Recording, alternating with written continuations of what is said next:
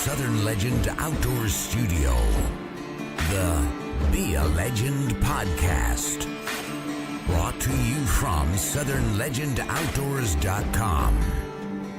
And now your hosts, Kevin Bearfield and Kerry Nelson.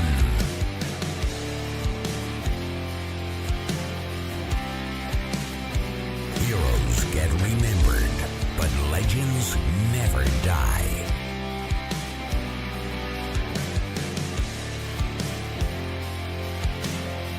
It's your time now. Be a legend.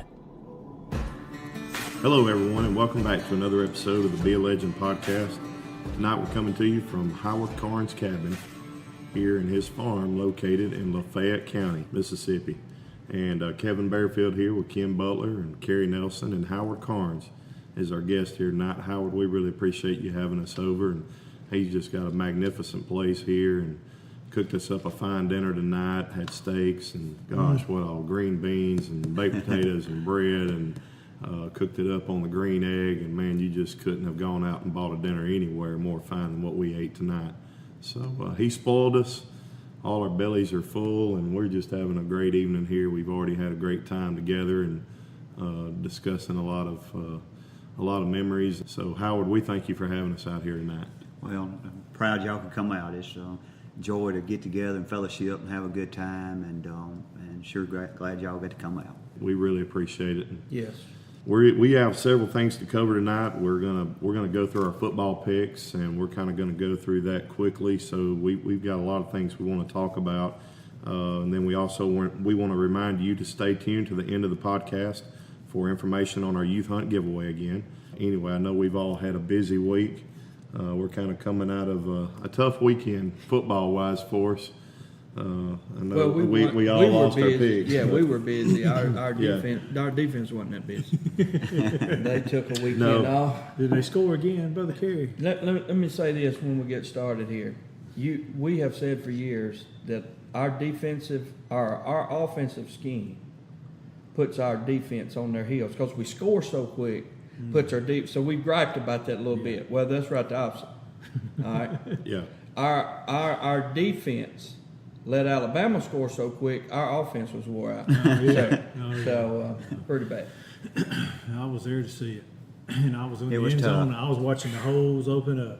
You Yeah. know, and they were big and they were wide and they ran all night. So and did whatever they wanted. Yeah, we're just lacking a lot of speed on defense. 15 seconds of glory. And that was it. That was it. And we probably stepped out of bounds. I mean, they just allowed us to have that touchdown. I'm just making a Knowing point. what was coming. The only touchdown we scored in the last 2 years, it took them 20 minutes to review. You know, That's so exactly I mean, right. Exactly right. And mentioning Howard, just to get started, I just want to go on the record. Me and Howard go further back than y'all do. I don't really know what that means, but That means you probably have some stories to share. Well, I go all the way back to the Canary Yellow days when Howard used to roam the neighborhood as stylish as anybody. No 77 Chevrolet pickup. Oh my goodness, man! He was the envy of every boy in Really? Oh, listen, he had the sharpest truck ever, and but we go back to the Thaxton Gym days, the back to school bus days. The creek right up from Howard's house, that's where you fought. I mean, when we was He didn't kids. slap the roof any on that thing, did he? Oh, man, listen. That was the good old days. That was the good old days. Burn a few tires? Just a few of them. Yeah, he did. He did. I kept my mom and dad up a lot. We could tell some stories. Oh, yeah. You might have to stop there. But what I was going to say is you never know. Your kids, you're growing up. Howard's probably 2 years older than me. You 50? Yeah, I just turned 50. All right, I turned 48. I thought he was 2 grades ahead.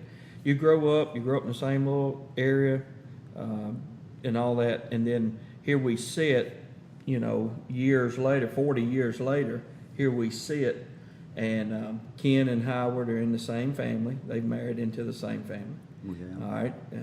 Buffy and Shelley are first cousins, so they're in the same family. And then we married into the same family. Right. Yeah. And we're all family. and friends and go back. And so here we are all these years later talking about being a legend and making a mark. And, the people that made an impact in mine and Howard's life interchanged. I mean, his mother was a teacher. Me growing up, coming through, 4th grade teacher. Me and Howard growing up together. Me and Howard's sister were in the same grade. Beth, we grew up together. Beth's husband, we all grew up. Right. And it just, I told that's sorry about that. It's Donald Trump calling. But another scandal we have to take care of. But I told some boys. I told some boys this week. My son and 2 boys in our church. I leased some more land to take our kids and our handicap on Smoketop, where I grew up. My Aunt Jane and them had all that property up there. I leased some land up there, and I started going around to the neighbors that when I was a kid they're living there, and these lands have passed on to their kids. Yeah. And everybody I went to, Brother Kerry, man, how you been doing? Come on in. I just want to let them know this is going to be my truck parked on the side of the road. This is what we're doing, all that. And when we left, one of the boys said, "You know everybody." And I said, "Here's what you learn, because I've done good and bad. I've made bad relationships, had good relationships, but you always find as older you get, people that you come in contact with early. You better be careful, because they may be the people that you live with later." Yeah. And it's a great lesson just sitting at this table. Me and Ken didn't always see eye to eye growing up.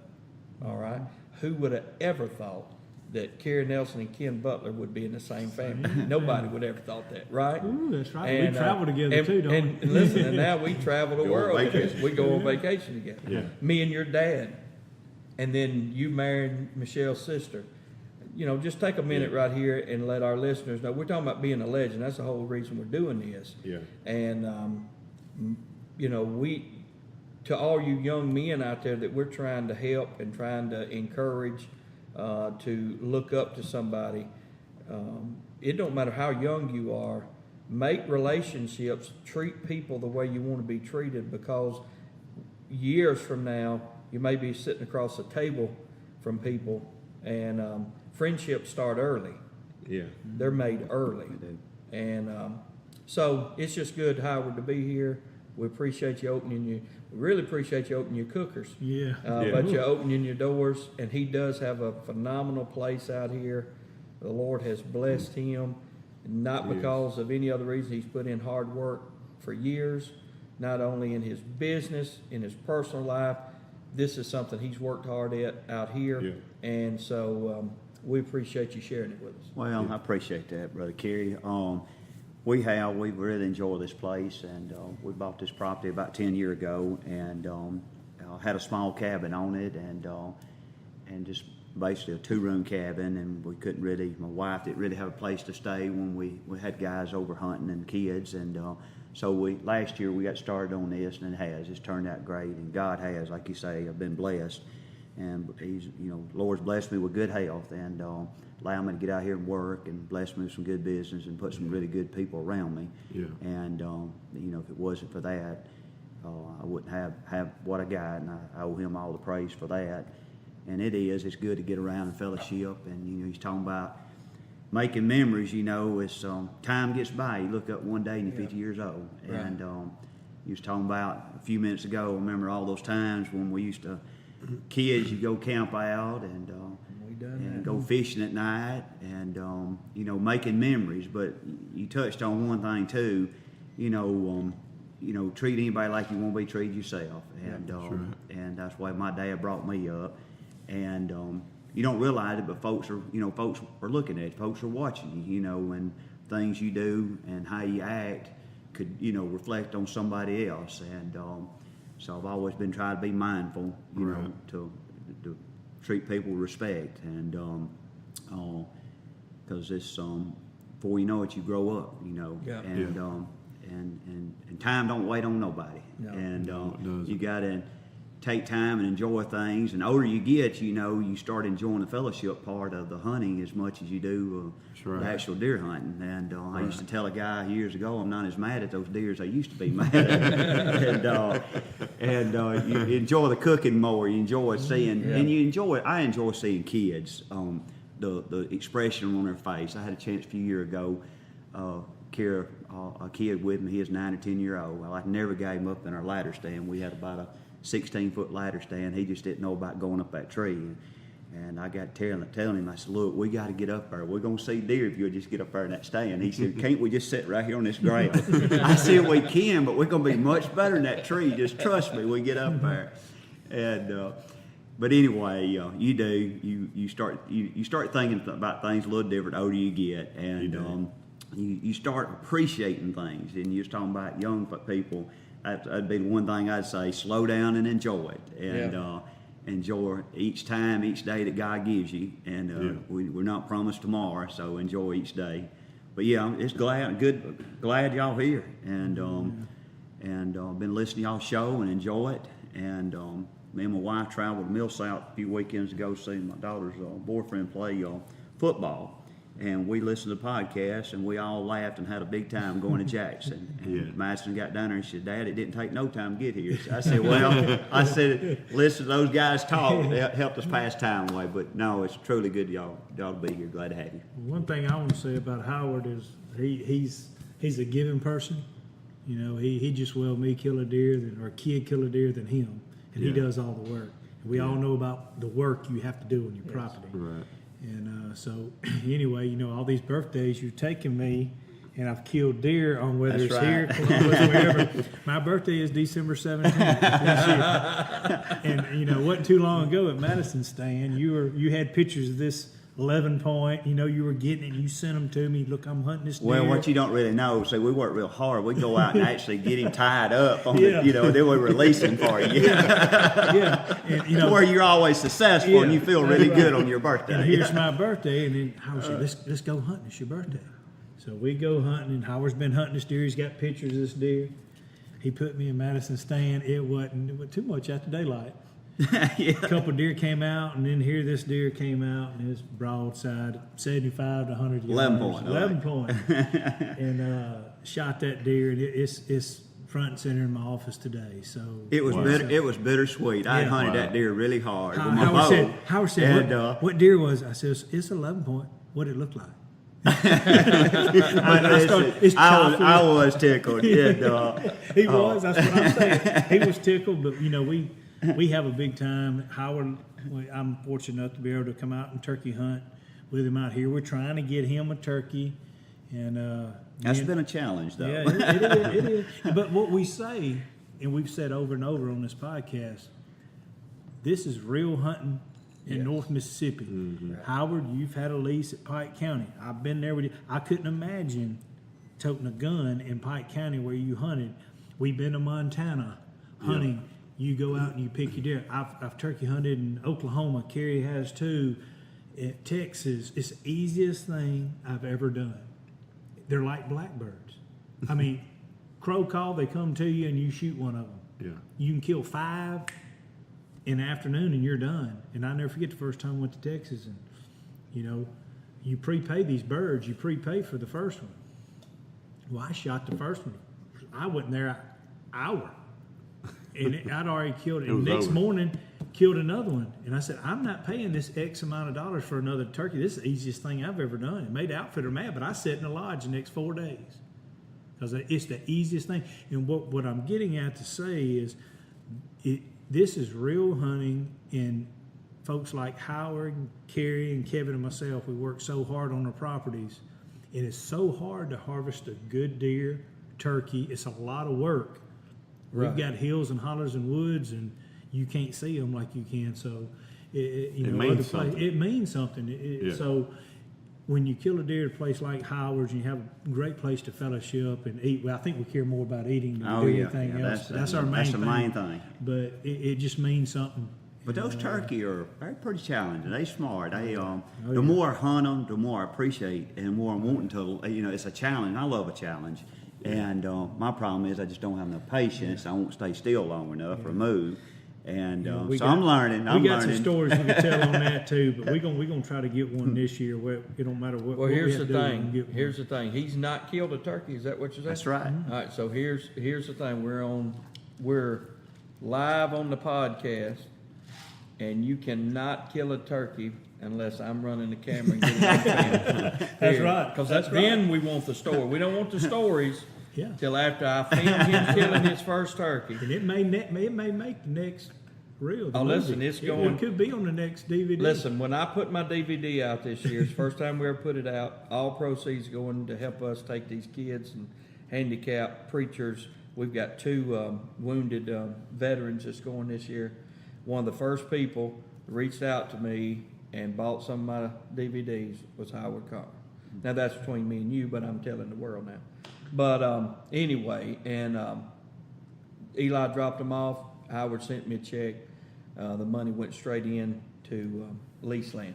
My point is what you said, Howard gives, but we all give. Everybody sitting here gives toward others. And that's why the Bible said it's more blessed to give than to receive. It's a principle that God, the only place in the Bible that God ever said, prove me, was when he said, bring your tithes into the storehouse. And he said, prove me. Prove Right. me. See if I won't give you blessings beyond measure. Right. Now, that blessings don't always have to be monetary. They don't always have to be in stuff. Just the blessing of the peace in your heart to know that you did the right thing. All 4 of us want to do the right thing when it comes to this hunting. And I appreciate all of you helping the way you do with what y'all do on your properties. And you're talking about taking a kid. Ken takes people. Kevin takes people there where he lives. We take people. Bottom line is, that's why we're doing this podcast. Be a legend. Pass it down. Be somebody that kids can look up to, learn from, do it the right way. Because I promise you one thing, we got enough wrong way stories. If they right. listen to us, they'd be better off knowing what not to do because we've tried and error. Yes. You know, I don't think we fully appreciate times like we're spending right now together. No. And to just enjoy the fellowship and to share the goodness of God in our life and what He's doing for us and how we can be a difference and help some young person who may be the one decision away from changing their life. Sure. It might be a youth hunt that some young man comes and sits in the deer stand with you and you have a conversation with him that makes him think about the next decision that he's about to make that could change his life. Boy, wouldn't that be a good time to do it too? Yeah, I mean, you just Be an encouragement to folks. You know, Yeah. we don't know what people are going through. I mean, No. We all face Even different kids. things, And kids. that's right. And what a young kid may be going through at home or at school, or just the pressures of life. And That's right. Yep. There's a lot of pressure to life, and like I say, you can be an encouragement and help someone. It just makes you feel good that you're trying that you do something. and you to help just don't someone. know what difference that might make. That's right. If God were to pull the curtain back and show us, Oh, that's it would probably scare us to death to know. But I'm Wait. thankful, again, as Kerry reiterated, for guys like you that I know it's not about us. It's not No. about me. It's about and we're others. here because it wasn't about others. Somebody else has helped. He said it. Howard said it a while ago. He said, "I've been surrounded by great people." Yeah. You know, that's when you see a person who's blessed, when they can look and see. That's the very reason David in the Bible went after Mephibosheth. He woke up one day and he said, "Whoa, I'm here because of others." Me and Jonathan went in a covenant. Mm-hmm. He was king. He had everything going. He didn't have to do nothing for Saul's house. He said, "I'm going to show Saul's house kindness." And here's a phrase in the Bible, for Jonathan's sake. Yeah. Right? He's doing it for an old friend Right. who was dead, but they went in a covenant, and David could not get away from that covenant. We're here. You mentioned your father, how he raised you. I was raised. We all could talk about our fathers tonight, and Yeah. we're those people now. We're Right. those people that we used to look up, and now people's looking up to us. Well, 50's not old anymore, you know. No, it was old. It was old. But just a That few. happened immediately when you turned 50. Oh, yeah. But just a few years ago, I'll tell you this, on this subject, somebody reached out to me about taking a young 20-year-old boy that was dying of cancer, and he was a St. Jude's patient, and he had been on a paid hunt where you just pick your deer and all that stuff, but he hadn't killed a deer around here, and so I told him, I said, I'll take him. I went over to his house, sat down with him one Sunday afternoon, talked to him and his mother. He had a brother, and his brother's like, yeah, man. I said, if somebody come help me with you, I don't know what you need. I don't want you to be with me and need something. His brother's like, yeah, I'll come. But when they got there, he's like, man, I can go hunting. I'm pretty weak, but if you can get me to the stand and help me get in it, I can hunt. And so I said to the brother, I said, well, have you killed a deer? And he said, no, sir, I ain't never killed one either. I said, Eli, you take him. And so Eli went to one property, and I went to another property. Got up there, sitting, best 3 hours I've had in years, talking with this young 20-year-old boy. Yeah. And he wasn't bitter. He didn't have nothing but good things to say. He loved the Lord. He was a Christian. And we sitting there. He killed a small buck. His brother killed a spike. We just let them shoot the woods up, man. And come back, got to meet, let them have the meat. Everything's going good. A few months later, I was there at his funeral. So my point is, I took time, and I got the biggest benefit out of it.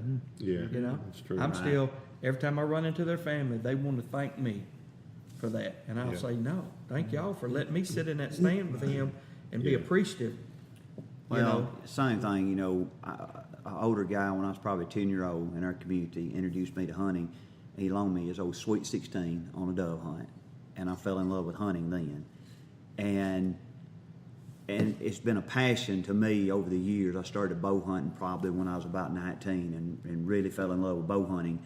And older I get now, you start thinking of the joy that gentleman brought me when he introduced me into hunting. And when I can bring somebody here and they have never even seen a deer to get in a box stand or a ladder stand and just hear the deer and they're jerking on your shoulder. Did you hear that? Did you hear that? And it's nothing like that. And I enjoy that part of it now. And, you relive it. Yes. You just relive it. And you want to share that with other people, what you've been blessed with. That's right. And one day that young man will tell the same story that you just told. That's right. He'll talk about that man who took him. You know what he's going to say? He's going to say, when I was a little 10-year-old boy, this old man. we're going to be those old men one day. So. It's funny, we were talking about relationships. I don't want to say this to try to glorify what I said or whatever. Just, I'm amazed at how God creates the opportunities. You don't have to go out looking for opportunities to make a difference in people's lives. If you're willing and you take the resources that God has blessed you with, He will create the opportunities if you'll make yourself available. But I'm not going to get into this story, but to say just a little bit, I had to go to a kung fu lesson, and we've all had a good joke with that over a young man's decision that played on my team. It wasn't like something really, really bad, but it was just not a wise decision. He didn't use good judgment, and as a result of it, we had to go take a kung fu lesson Tuesday night, and that is the elephant in the room. That's the elephant in the room. Maybe for another podcast we might talk and we might tell that whole story. But okay, yeah, and I may let you. And tell we knew it, we need that song. Everybody was kung fu fighting in the background when you go to edit this. If you don't mind, go ahead. I found muscles I didn't realize I had. I will tell you that after the lesson, but. I had God created the opportunity for when this occurred, and we even knew that maybe the law enforcement might be a little bit involved in the situation. And I had a 30-minute drive with this young man from Tupelo to New Albany, and God created an opportunity to have a conversation and to speak with him about where he is in life, and he's a 20-year-old young man, and there becomes a point where, if God creates the opportunity, you want to take advantage of it. And I was trying to talk to him about, son, there's a time when it's time to grow up. It's time to be a man. And you can't live life like a 14-year-old the rest of your life. And we went through that lesson, and this young man had an opportunity even to redeem himself, and he did, and I'm very proud of the courage that he took on his part to do the right thing. Through all of this, this young man came up to me yesterday at practice, and he said, "Coach, I just want to let you know that me and my girlfriend we're getting faithful in church. We're going to start going to church while I'm up here." And I thought how God can take a decision that's maybe bad in a young man's life, and if the right people are put in place. And so today we were at practice, and he come back up to me today, and we were making kind of light and a joke about the whole kung fu thing, and I said these exact words to him. I said, "Son, one of the most important things in life are relationships that you can build with people. And what might have looked like at one point was a very bad development of a relationship has now turned into a positive, into one where you have a newfound respect from someone because of a decision you made to do the right thing." And so we get those kind of opportunities. And then sometimes when that happens, because every one of us at this table have made bad decisions in our life. Right. Sure. We've done something out there that we've been ashamed of, but we also had the opportunity to do the right thing by it, and we've seen God take those and make those a positive in our life. Right. And help create relationships and friends and people, because you never know down the road who you might need to help you. And you don't ever really know who you may have to forgive in life for when they've wronged you. Right. So I'm thankful for grace. Yes. Well, we all need encouragement. Yeah. And in life we live today, we all can use encouragement. And we can all be encouragement to someone. Yeah, no doubt. Howard has a daughter, Madison, Right. and she is at Ole Miss. Correct. And Madison's how old now? 20. She's 20. And then Howard is also married to Shelley. And I knew Shelley growing up. And of course, all you guys were close to the same age, running around together. But 29 years. I was friends with Brent, Shelley's old brother, and we played baseball together. So I watched all you guys a little bit from a distance because I was a little bit younger. But I just wanted to mention your family as well. And he's spending time with us tonight rather than being home with his wife. And we all are. So we want our listeners to know, and we're thankful. I think it's worth mentioning about all of our wives, how we're thankful for their willingness to let us have these little get-togethers and do this and spend some time together, and we hope it's worthwhile. Let's go ahead and knock out our football picks. State had a pretty easy week last weekend. There's a lot of talk about State right now. I mean, their fans are really excited, and they've got a big game this weekend. I think it's only fitting that we open up and make our pick with the State game, probably one of the more exciting games of the weekend. They're traveling to Kentucky. I'm not sure what the line is on that game. Kentucky's plus 9.5, 55.5 over and under. So, it's hey, let's give credit where credit's due right now. I mean, State's looking good. How good is Kansas State? We don't know that yet. Right. But the other two games they played, I mean, they dominated, and they, put it to Kansas State at Kansas State. So you're on the road there. So, Kentucky's getting 9.5 at Kentucky. I think State will win the game, but Kentucky with Stoops coaching, they're playing now. Yeah. I mean, they are. This beat Florida at Florida, right? I don't care how bad Florida is. If you go to Florida, beat Florida. You go to Swamp and win it, and they've got a lot of trust in their coach. And they got one of the best running backs, I think, in Snell. He's one of the best running backs, and his quarterback's good on his feet. He can throw the ball. He's better on his feet than I think throwing the ball, but he can do a little bit of both. And I think State's going to win it, and that's all we doing is picking straight up. So, but I think Kentucky will cover, but I think State will win at Kentucky. So, Howard, what do you think? Yeah, I think I'd lean more toward Mississippi State. I think it's going to be a close game. I think you're going to see, State's got two really good running backs.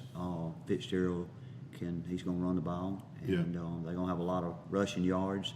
But their defense is really stout. Yeah, they But I think it's going to be a close game. I got Mississippi State. Well, I do got Mississippi State. I'm grinning because, we live in Mississippi. We have to listen to all their junk, right? As long as you don't say that blank state. Yeah, I got in trouble the first week. Well, I don't. picked, you pick Alabama, you say Roll Tide. You pick Auburn, you say War Eagle. You pick Ole Miss, you say Hotty Toddy. I said Hell State, and to all my rebel, I said when he said, all right, who you going with? I said, well, Hell State. All right, so to all my Ole Miss fans out there that don't like it, so what? You're not bothering me. You're not gonna get no better Ole Miss fan than me. Well, I didn't so know. listen, We're not gonna call any names. Yeah, so here's the thing about it, Corey Ross.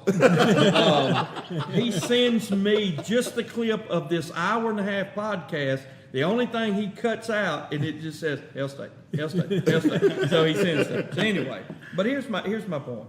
They've played nobody. They played nobody. That don't mean they're not good.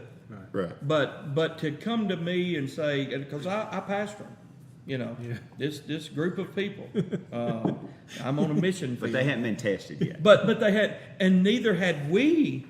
Or we thought we didn't get tested the first week. We thought, well, Texas Tech, they know, and then they come out the next 2 weeks and they put over 100 points. Right. So their offense was better than we give credit for. But here's the thing: had we played that schedule, we'd be sitting here grinning too. Right. Yeah. All right, they're fixing to get into now. But the problem with their schedule for me is I wish we had it, because there is no Alabamas, no LSU's, no Auburn's the first 5 games. Mm-hmm. They're going to get probably two of the weakest Eastern teams right now, with Tennessee in that mix. They're going to get them, right?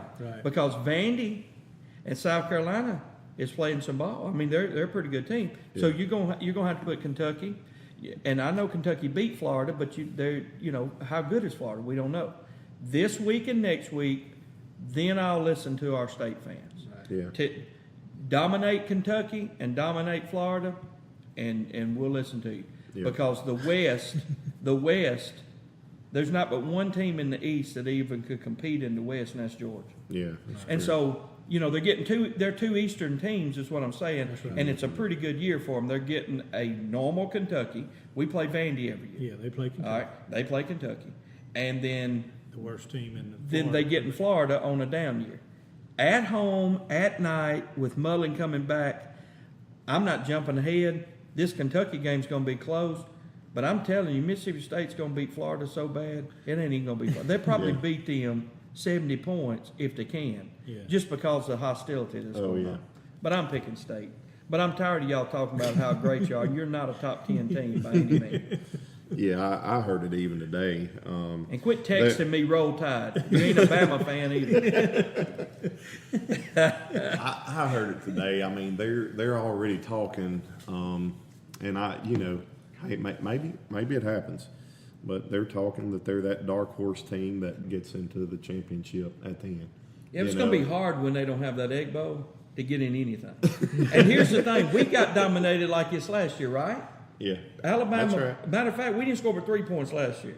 Yeah, it was better this year than it was last year. And they were doing the same thing, right? They went 6 or 7 Yeah. straight win, and then there's We Believe again. Then Bama did their thing. There had to be a much more balanced offense to be able to do that, be able to pass the ball, and they may get better at passing the ball as the season goes on, but they have definitely have to be able to pass the ball to do that. We're not any better than we were last year. And I'm just telling them, they're not any better than they were last year. And the Egg Bowl is going to mean the same thing. It's going to be a big game again. Yeah. They're going to go through that Western Conference just like we are, and we're both going to struggle. Because the bottom line is, I love Ole Miss. You know how I feel about Ole Miss. But we're not up there with the Alabamas and the Auburns and LSU right now. Yeah. And neither is Mississippi State. Yeah. We're just admitting it. Well, they got some proving to do. Yeah, and that's going to happen over the next couple of weeks. And I will eat crow if I need to, but tonight weeks, I'm not eating no crow. I ate steak. I'm going with State too. I just I'm not going to go through. I think you've all made valid points, but I'm just based on defense. I think their defense is going to get them the win this weekend. Not much to say about Ole Miss. Kent State, at least I hope there's not much to say. I guess everyone here is picking Ole Miss. Ole And Miss, yeah. we've Ole already Miss. talked about the Alabama game, but we're going to just kind of quickly go through our picks on the others. Probably the next big game would be Texas A&M and Alabama. I don't know if anyone here is going to pick Texas A&M. We all Alabama. When is it ever Alabama's played Texas A&M and a spread has been 26 points? Yeah, Wow. that's been a while. 26, and that's with Jimbo Fisher. Yeah, Jimbo's got them boys playing really good, better than they've been playing in a long time, but they in for a rude awakening They this gotta go weekend. too, Bama. It is. I heard this week, was it Danny Cannell that was talking about Tua and Alabama's quarterback, and said him and other guys feel that this is the best quarterback they've ever seen in college football. I mean, I saw on third down conversions, he's 10 of 10 or 12 of 12 in situations. He has not failed in any critical situation that's come across Alabama this year. Fourth down, he's perfect. Third downs, he's perfect. yeah. And They've against only- us, he's perfect on first downs. They've in the red zone They scored every every first single down. time they've been in the red zone, but one time they scored a touchdown. It's like 15 touchdowns and one Crazy. field goal. Alabama, they got with this Maybe offense that's they got reason, now, yeah. somebody can throw the ball. Maybe that's the reason it's They're 26 They points. really they really dangerous. But I'm still going with Alabama. Oh, yeah. I think Alabama's And going to run 26. the table this I year. mean, Yeah. I mean, Alabama. they're just phenomenal. Saw it in person. Position wise, position for position, they made us look like we were playing in slow motion. That and they're so deep. They're so Yeah. deep. They got athletes all That's across right, the yeah. field, and That's they're right. fast. Yeah, Had a former Ole Miss offensive lineman. He lives in Pontotoc, Matt Kuhn. We all know him. He was on the sidelines, and we sit right there by each other before the game. And those Alabama guys, he said he's never seen anything like it. Roquan Davis, whatever, and the running backs, and Isaiah Buggs, the defensive end. He said he's never seen anything like it. He said the only ones that we compared or looked better is our wide receivers. Yeah. But everybody else, Well, there's no comparison. They did, and they took Jordan out of the game. Oh, yeah. Jordan He was has been running. he has done a tremendous job at Ole Miss. Yeah. But last week is the first time I seen deer in the headlights with Jordan. Yeah. And it's just, credit Nick. He had them boys ready, and Yeah. it frustrated our quarterback and our team, and just couldn't get nothing going. Yeah. And And he wasn't that coming- he opening wasn't coming- touchdown didn't even phase them. No. no, and I They mean, didn't I even. think we made them matter. Yeah, probably did. well, they come back and scored pretty quick too, but 4 plays. it seemed like we was going for too many big balls, too many big plays, and our everybody got frustrated, and that worked in their favor. And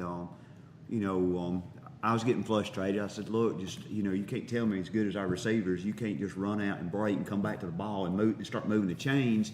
And but they'll learn from they'll learn from a lot of mistakes. And Kent State better move look out, forward. boys. Yeah. We mad. We ain't playing. They gonna Yeah. execute so. They better put up more than 40 at halftime. La Tech at LSU. Everybody's picking Alabama. Oh, yeah. Everybody's got Alabama. Right. Everybody's picking La Tech LSU. at LSU. Not much to say there. And then to kind of wrap up the West, we've got Arkansas at Auburn. What 3 or 4 weeks ago would have looked like, hey, could be a great game. Doesn't look so great. Arkansas at this point. struggling. I don't know if anybody here taking Arkansas. Let me say this. Last week, Richard picked North Texas. He did. And we all picked Arkansas. Mm-hmm. Richard, with that pick, because him and Ken took LSU, me and you took Auburn, Richard has moved into a tie with Ken in first place. Me and you are in second place. I'm coming after the banana. I'm telling you. Yeah. I'm coming after you. So State, let him know, the Richard. State I'm coming man at you. and the Ole Miss man. But listen, here's Richard. He has picked State to win, Ole Miss to win, Auburn to win, Bama to win, LSU to win.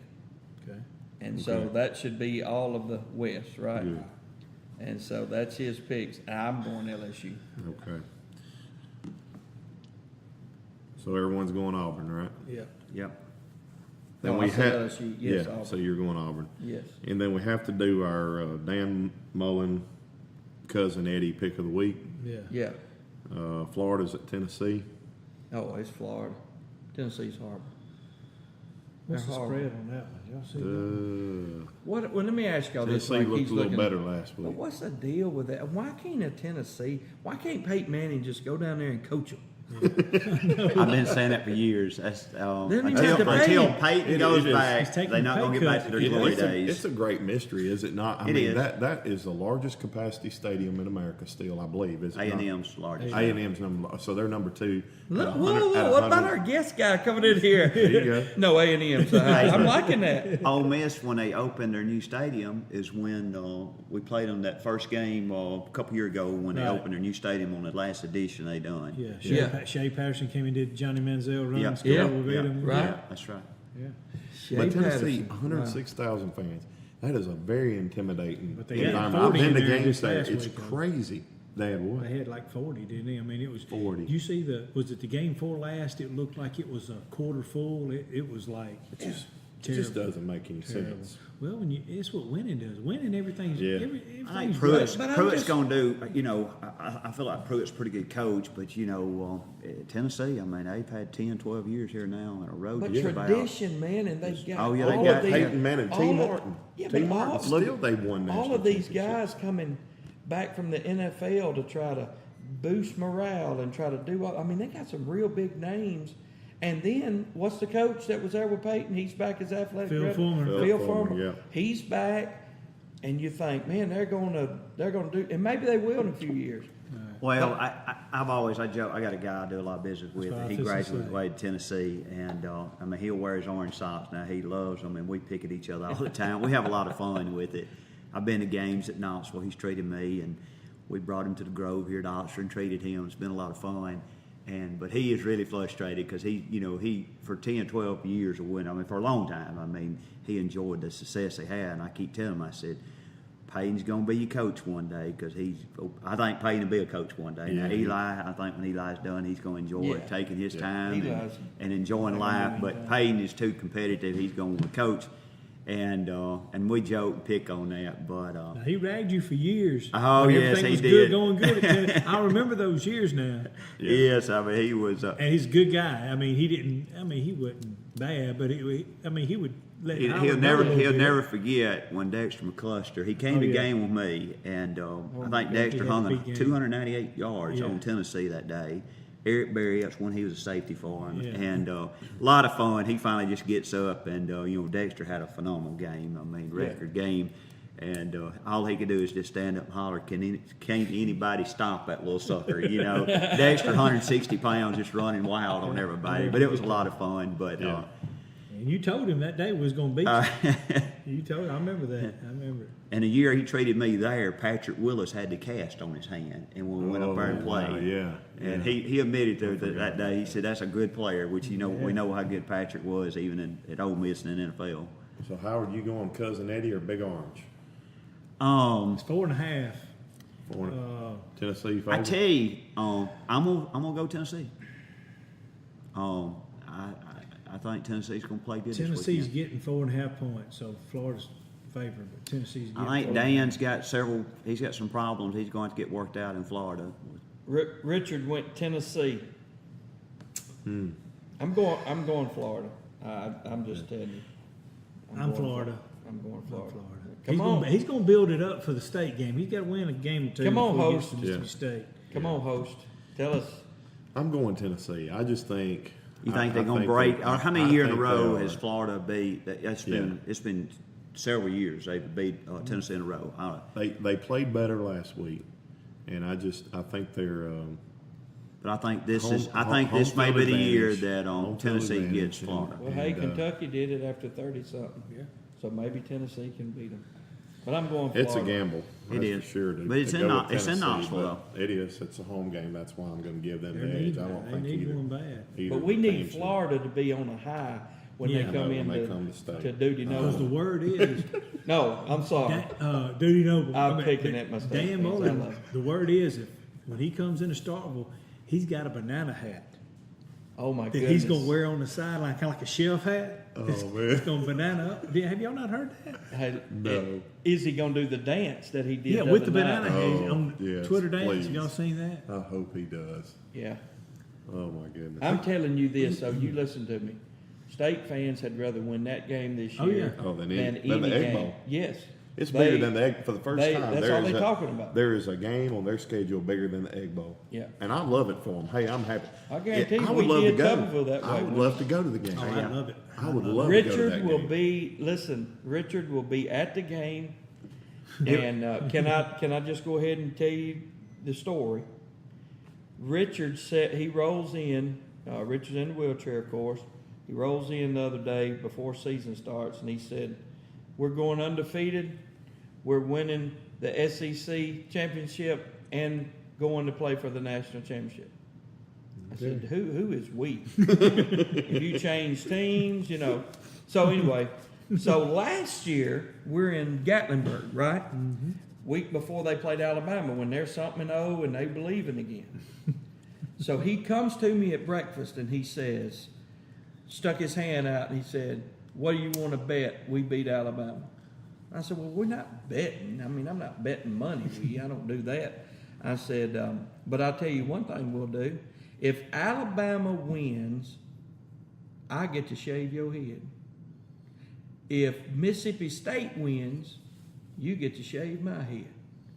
Well, son, it was, oh yeah, and he gave me the bet. When we got home, his mama sissied out with him, wouldn't let him do it. So this is what we did. Okay, if Ole Miss if State wins, I'll wear a Mississippi State tie. If Alabama wins, you got to wear an Ole Miss shirt. Well, of course, Alabama won. He still has not wore though. So this year he comes. I said, "You remember that bet last year?" I said, "Well, I got a better one. You want to bet?" And he said, "Oh, yeah." I said, "If Alabama beats Mississippi State, you got to watch the rest of college football in a full banana suit." Hey, and he said, "Okay." And I said, "Then at the Egg," I said, "Are y'all going to win the Egg Bowl?" He said, "Oh, yeah, we're going." I said, "All right, if we win the Egg Bowl, you got a deer hunt one time and turkey hunt one time in the banana suit." So that's the bet. That's funny. So, but Richard will be at the Florida game. Okay. Probably not in a banana suit, but That's anyway. funny, And they man. talking about a land shark. Yeah. he has given me the picture where the guy's holding the minnow. I'm surely y'all have got that this week.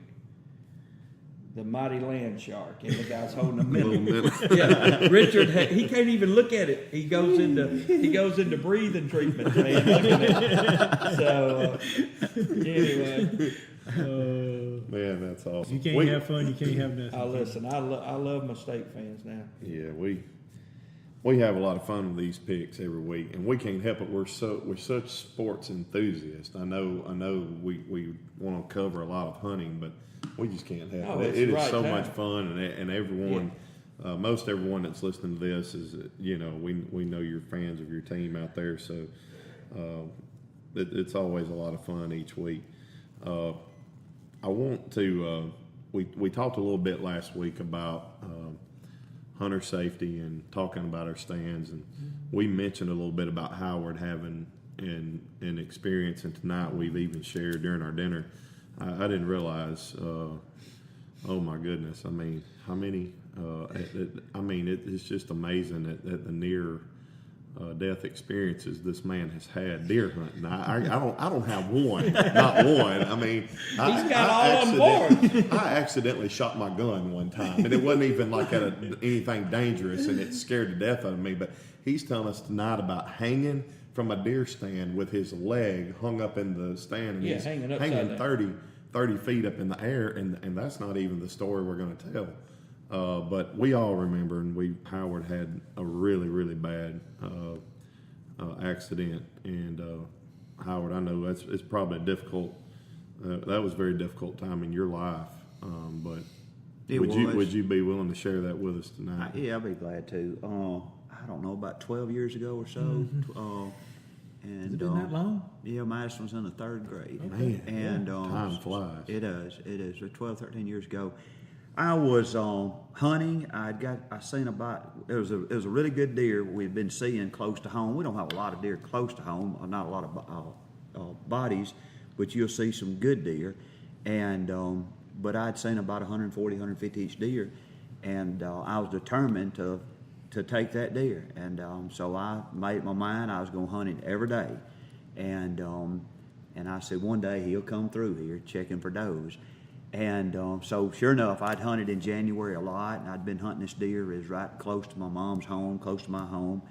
And I'd go across the pasture about a half a mile down in the bottom, and there's a little spot in the creek. I'd go down, there's old beaver dam. I'd cross and go in these set out pines. Used to be a pasture, and there's probably some 7-year-old pines. And there's some old hardwoods out in the middle of the old pasture. And I took me a Millennium stand, and I took I think those sticks were 20 foot, and I took 2 5-foot sticks. Well, that wasn't the smartest way to hang a stand. I've kind of learned from that since then.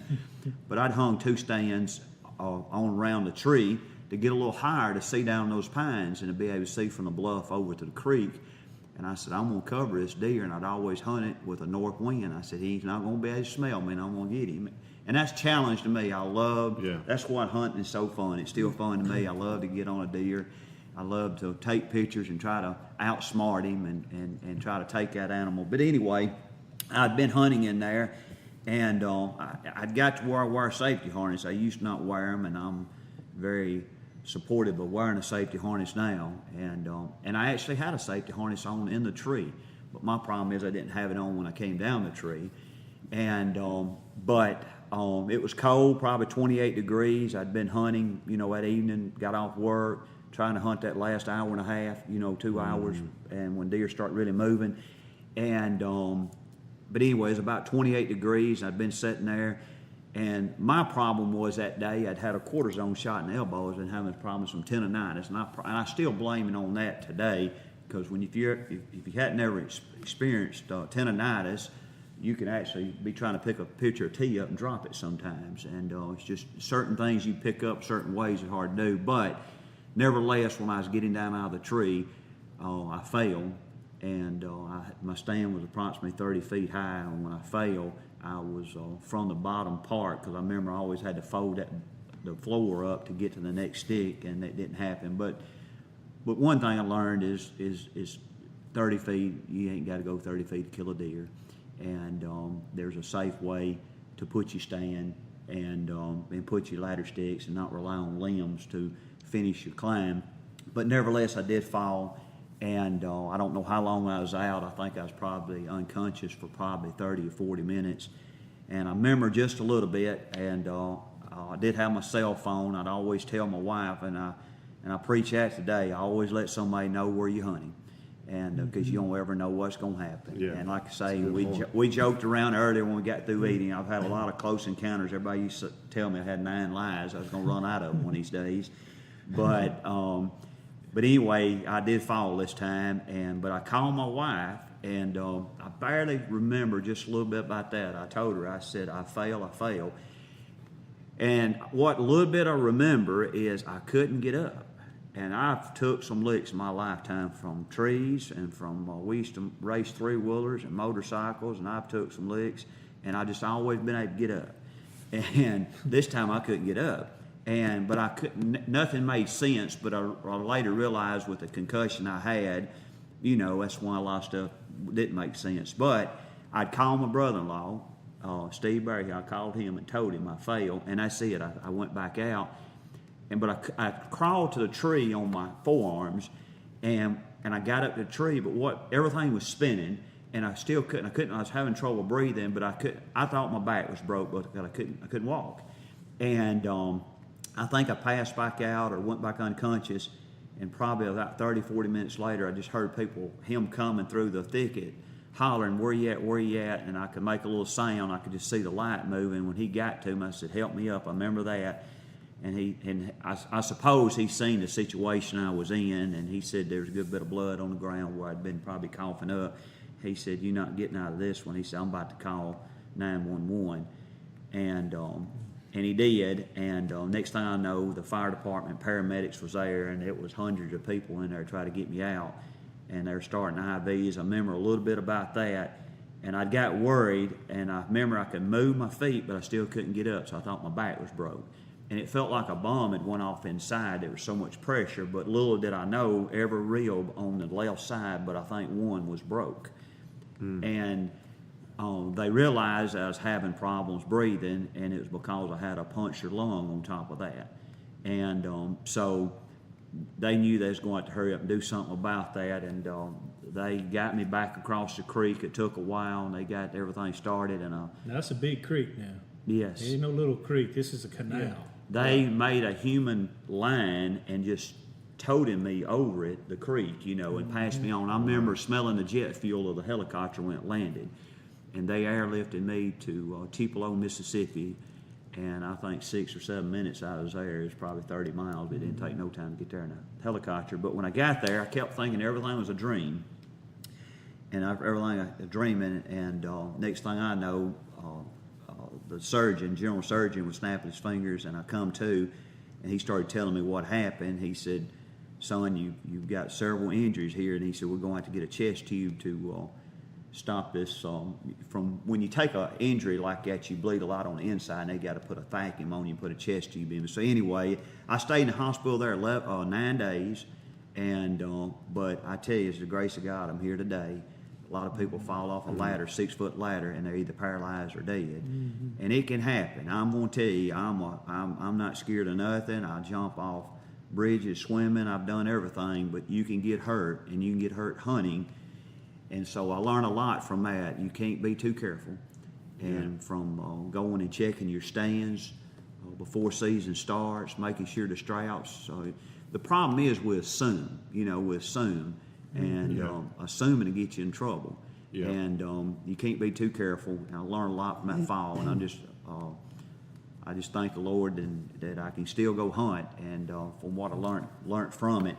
But it can happen, guys. It can happen really quick, and that's what happened to me. I didn't ever think it would happen to me, but just one careless mistake, and I don't really remember what I done because I had such a concussion, and I don't remember certain things about it. You felt like it was that arm.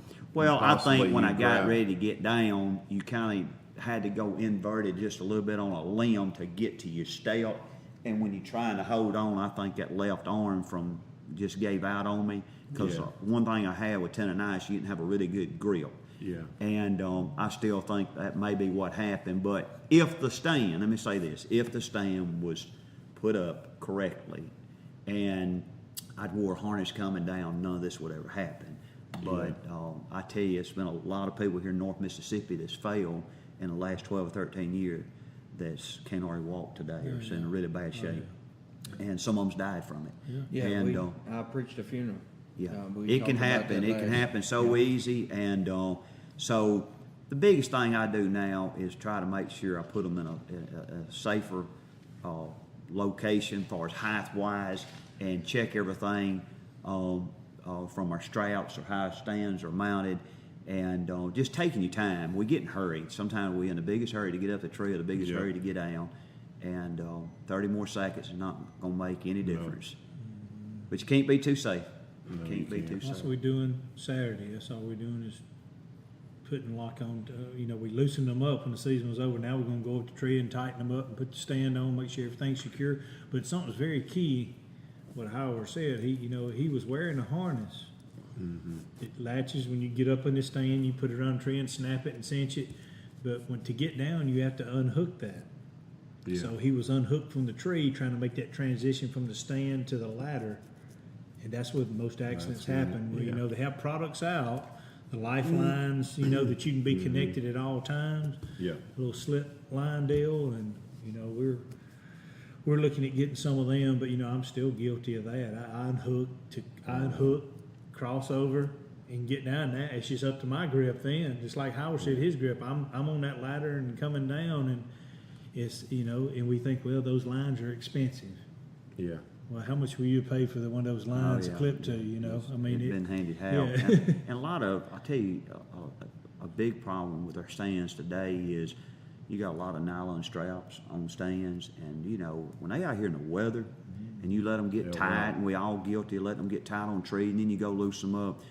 we got to where we'll change ours out. They don't cost that much money to put new straps back on it. And I've got to where on some of the lock-ons that we're put up, I just put an extra ratchet strap on there for another layer of safety. That's right. And because we've had some stands to pop, steps, the straps on the trees when you come down. Those snap. Yeah, They dry right. they dry right out. And they'll weather, just hey, snap. sun, wind, out in the rain, it's going to take its toll on anything.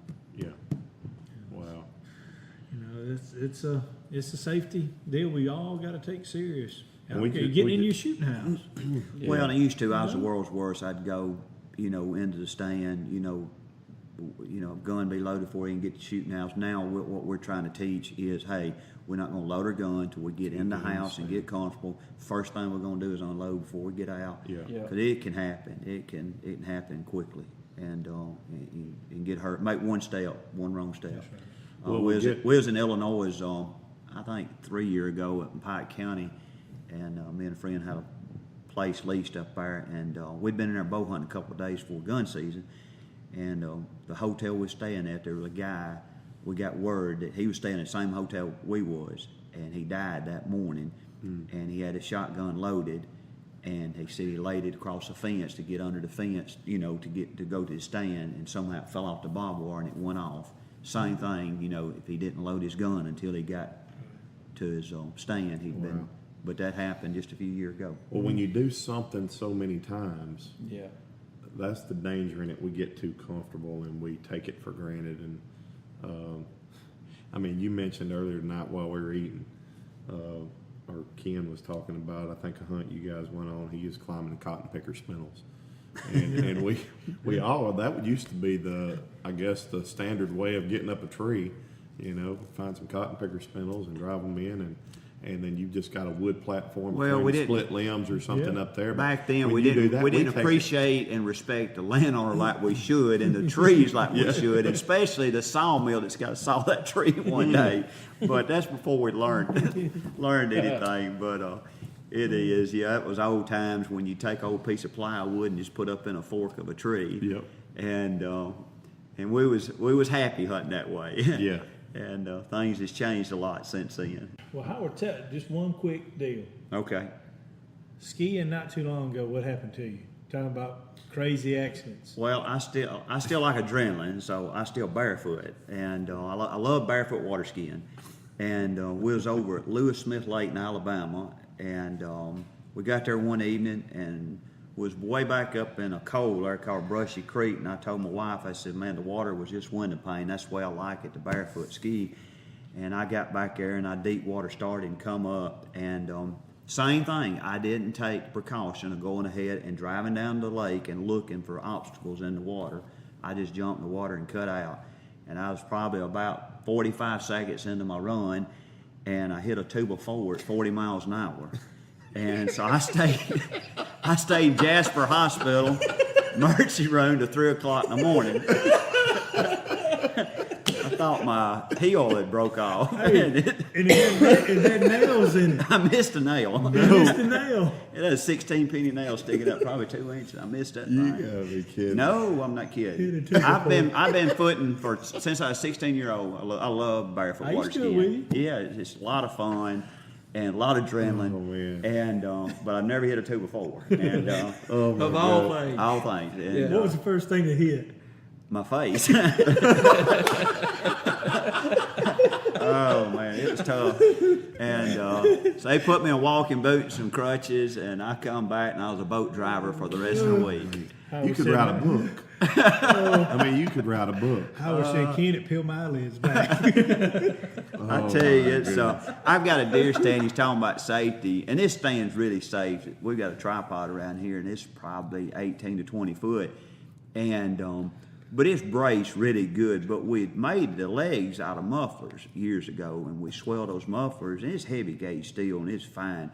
And I had a coach. I'm real good friends with a coach at North Pond Top, football coach, and he was over hunting, and you can tell he's a little, precarious on his height and stuff. And I said, I got a good stand to put you in. I got him around there, and And we got him in the stand, and that morning he said, "Boy, I tell you what, this stand really looks good." He said, "How'd you build this thing?" I said, "Well, we got those mufflers down there at the shop. We made them." And I tell you, I shouldn't have never told him that. He still won't let me live that down. And he tells everybody he's had me a deer stand made out of mufflers. But it's a safe stand, though. I had to say it's a it good is. one, too. See a bunch of deer out of it, for sure. Well, let me say, talking about Howard, that Howard's deacon there at his church years ago had deacon ordination, and I got to come preach in the deacon ordination service. And so he's not just a great guy and a great businessman, he's a great Christian man. And, of everything that we all cherish the most is this fellowship that we're going to have here is great, but we'll have an eternal fellowship in heaven. Yeah. And I don't know of all the stories that we have to tell, our story of grace to get saved, but the Lord seems to have to work overtime on some people to keep them physically alive. Yeah. And I think when I say I thank God for His grace, I think Howard can say a little bit more than just that. Yeah, I think you should write a book. I mean, literally. Upside down from a tree swinging, and it's a random 2x4 in the middle of Smith Lake. We've been to Smith Lake, and it's huge. It's huge. Yes. And just a random I little have never. 2x4. I'm over there quite a bit. I don't know that I can say that I ever remember seeing a 2x4. Well, I've seen one quick. never seen a 2x4 floating in the And middle. he has it on video, if you want to see it. Really? It's It's video. He has it on It's video. I think we need to get that. We'll put it on our website, on our Facebook Yeah. page. Kerry, you was talking about earlier that, and just picking fun here, you several years ago was Brother David Barnett, a local pastor in our community, wanted to go hunting, and I said, "Sure, we'll go." And I stay so busy, at work a lot, and he said, he texted me, "Brother, we need to be leaving." And I said, "We're going to leave here in a little bit." Sure enough, I picked him up, and I don't think nothing about it. We got up to Benton County pretty fast. And I didn't know my driving was bothering him. And he got there and he said, "Now, brother," he said, "I'm going to go ahead and tell you." He said, "You're going to die the way of an automobile." That kind of stuck with me just a little bit. I said, "Now, Brother Dave, we made it okay." But anyway, you got to be careful. That's funny. So many stories to tell, so little time. That's why we're definitely going to do this again. And we're going to wrap up here. And Howard, we just want to thank you again for having us out here tonight. Yes. It's been a great night. You can't put a value, you can't put a dollar value on moments like this, and so we really appreciate that. We want to remind everyone about our youth hunts that are coming up. It's creeping up on us pretty quickly now. We're in our third week of our giveaway. We're going to be doing 3 filmed youth deer hunts in 3 different locations, again accompanied by a guardian. The hunt is going to be on November the 10th. What we'd like for you to do is share our podcast and comment in your share this week, Be a Legend. And we're going to put you in a drawing for that hunt for the youth of your choice. And next week we'll be doing the drawing September 27th. And then again, the hunt is on November the 10th. So please go out there, help us get the word out. We're hearing from our listeners. We're very thankful for those of you that are out there that are listening to the podcast. We hope what we're saying is not only entertaining, but is encouraging to you, and hopefully it'll make a difference. We want to remind everyone of our website, www.southernlegiondoutdoors.com, and go to our Facebook page. We'd like to hear from you. Send us some photos. Let us know what's going on out there. We're going to be having some other guests coming up. We're going to have next week, Reed Clark is going to be with us as our guest. Reed is the owner of Camp Creek Kennels there in Tippah County, and he's just an outstanding duck hunter, a close friend of mine. We're looking forward to having him for our podcast next week. Make sure you share our podcast. As you know, in Facebook, it's pay to play, and we're not trying to put any money out there.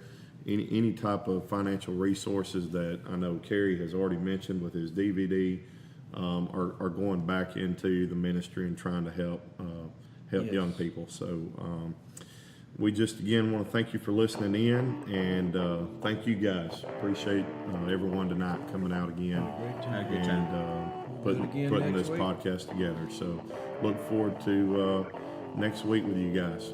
Good night. Good night.